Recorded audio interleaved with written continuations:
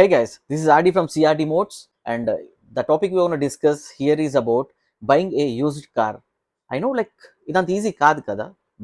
ఒక pass survey 2024లో జరిగిన దాని ప్రకారం ఒక 4,16,000 యూనిట్స్ మాత్రం న్యూ కార్సే సోల్డ్ అయ్యాయి, వేరాస్ ద ఓల్డ్ వెహికల్స్ మాత్రం 5,40,000 యూనిట్స్ సోల్డ్ అయ్యాయి. సో దీన్ని బట్టి మీకు అర్థం అవ్వచ్చు మార్కెట్లో ఎంత యూజ్డ్ కార్ బూమ్ అవుతుందో అని.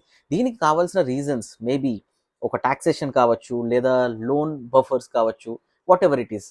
బట్ మనం డిస్కస్ చేసే టాపిక్లో we're more specific about how to buy a used car. ఎందుకంటే మన రీసెంట్ తెలంగాణలో కాదు, అదర్ పార్ట్ ఆఫ్ ద కంట్రీలో కూడా there were multiple flooded vehicles. So ఇవన్నీ ఎక్కడికి పోతున్నాయి, how these people are fixing those things, right?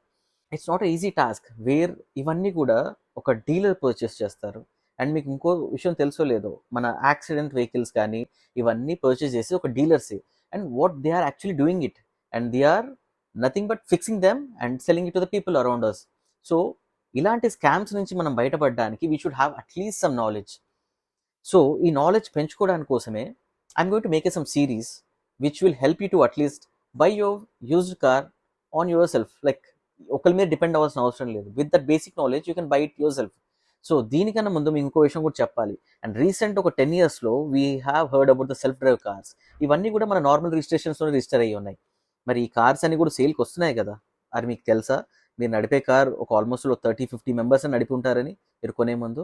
Yes, చాలా చెక్స్ చేసుకోవాలి. సో ఇవన్నీ ఒక సింపుల్ పార్ట్లో చెప్పడం కంటే కూడా I'm going to make a series, and daily one video will give you some instance of what exactly and what we are focusing on it.